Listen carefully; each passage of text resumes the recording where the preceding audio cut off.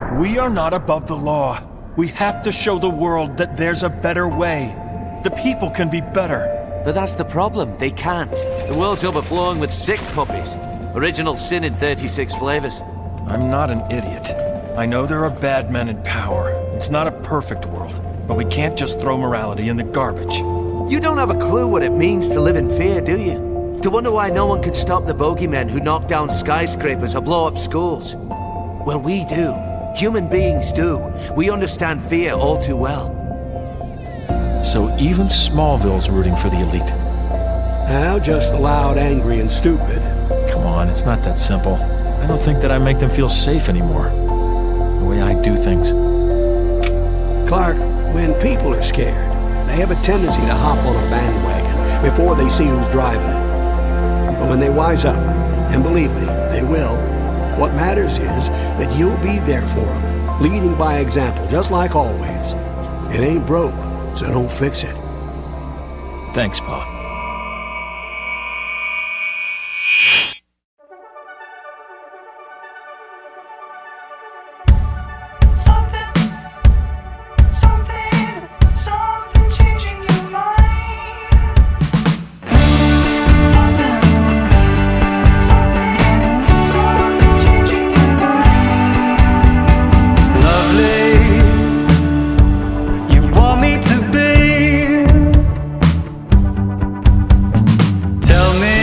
There's a great quote from writer Joe Kelly. I think if you go into Superman thinking he's corny, you're already on the wrong foot, because it's a disingenuous run. In other words, if you think Superman sucks and write the character with this assumption, you're going to write a bad fucking story. And to exemplify this point, Joe Kelly also wrote one of the best fucking Superman stories ever, issue 775. Then wrote the animated adaptation himself, and it's safe to say, this film is my favorite Superman film ever. Like, it's not even close. It may not have a fancy $200 million budget, crazy effects, or beautiful actors, but Superman doesn't need them. All you need is an idea, and a real understanding of who he is.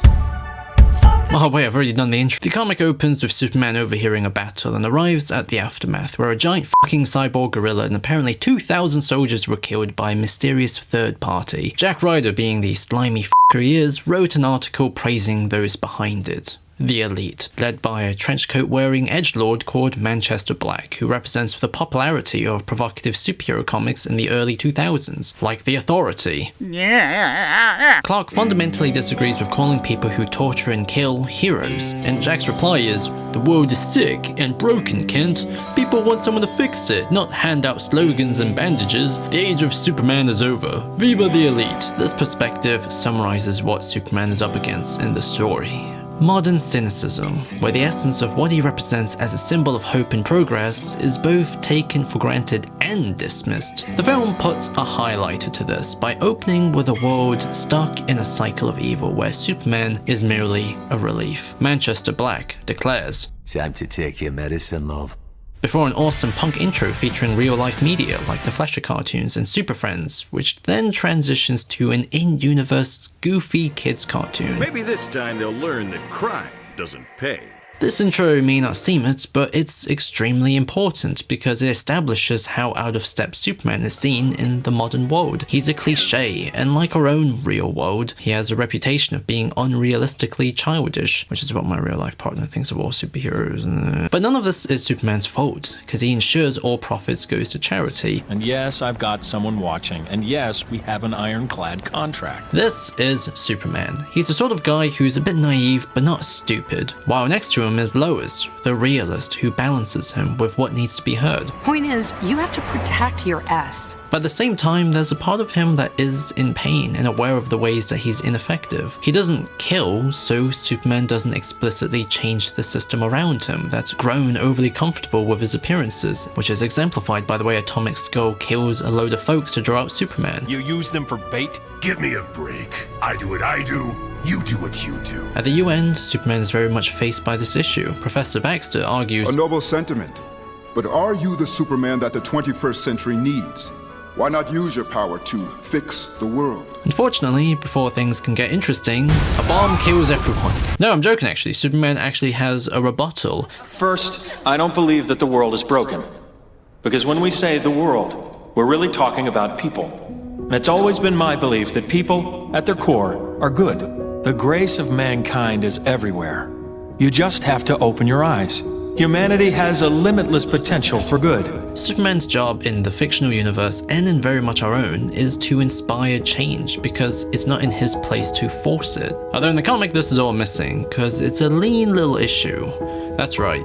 One single issue, very tight. The inevitable battle with the elites is what builds tension here in the comic. When we first hear of them, they send a message to everyone about how the world asked for people like them. And when we first see them properly, they kill a bunch of supervillains in Tokyo in front of Superman, and they immediately argue, with Black revealing that he once believed in superheroes, but he's changed now. Good pounding the snot out of evil in bright tights, no questions, no grey areas. It was a perfect dream for a boy who lost a mother to lung cancer and a father to Adolf, and then I woke up. But in contrast, in the film, they meet during the war between Bialia and Pakistan, and they're friends. Black even trusts Superman enough to show him his origins as a kid who grew up in poverty, and how his powers even manifested to save his sister. Manchester's convictions comes from his anger and his fear, while Superman comes from his calm determination, from love, and they share the same desires for justice. So what instead builds tension in the film is the world. The elite's approach makes them popular, from American reactionary boomers to even Lois. Is that what you believe? Some days. Superman is seen instead as a fixture, something that won't change, something that's woefully inadequate. Dialogue! There are people you cannot talk to. That's who the elite are for. But what happens when the elite turn their attentions away from those people and turn them towards you?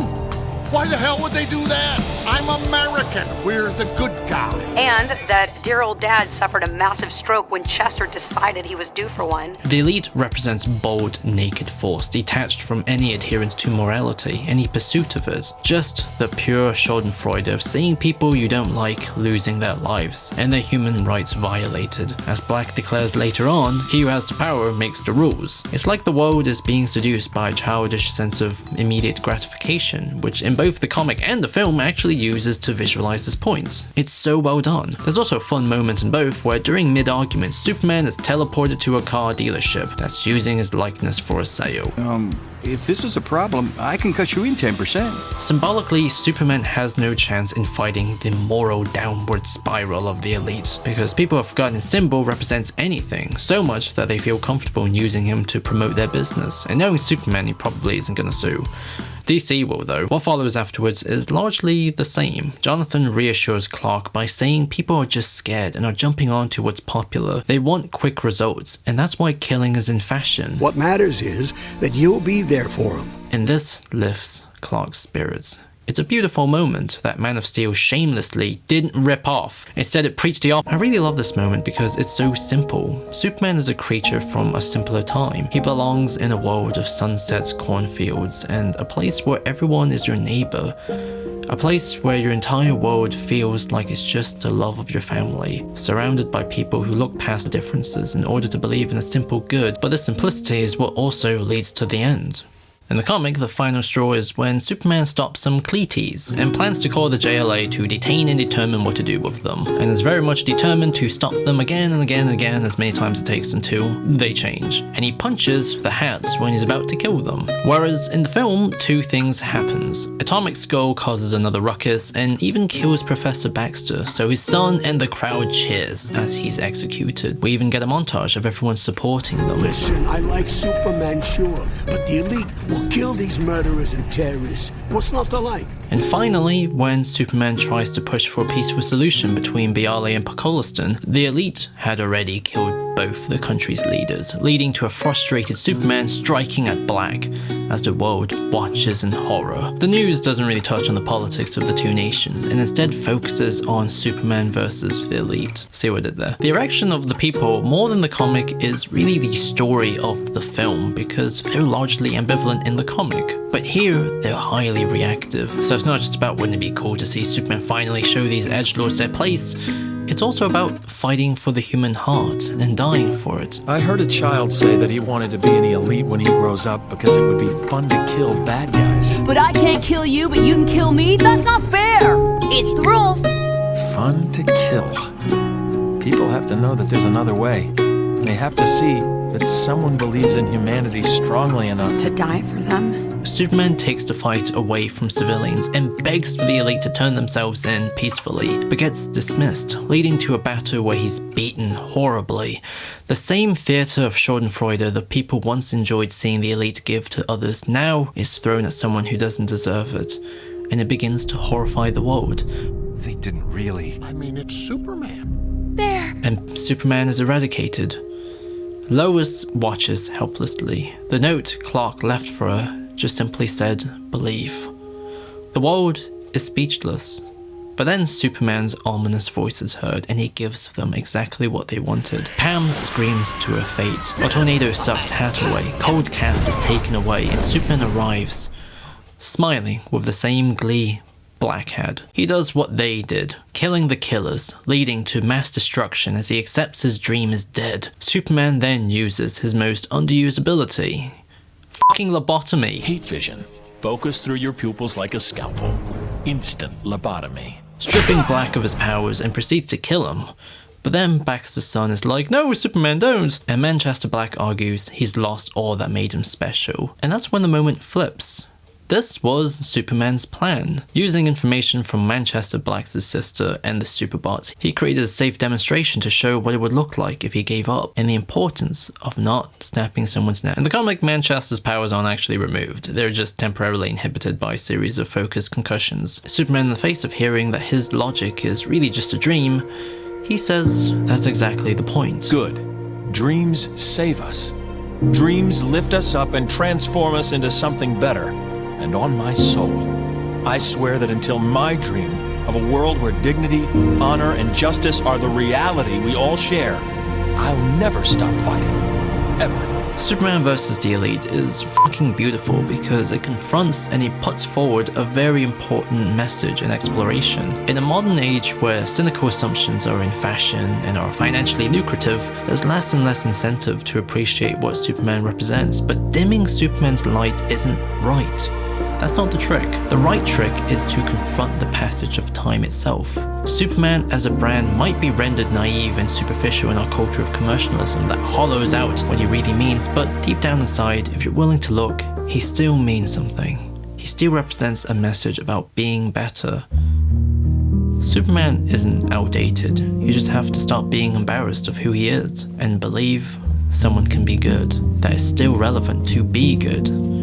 If you take that away, then you lose Superman. It's that simple.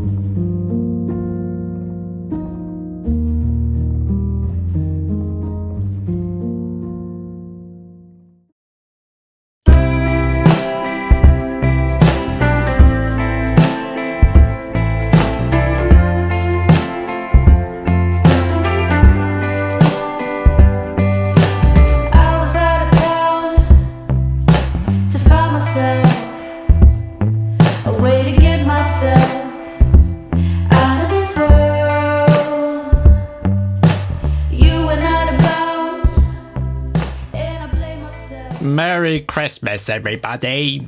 And also special thanks to everyone on Patreon!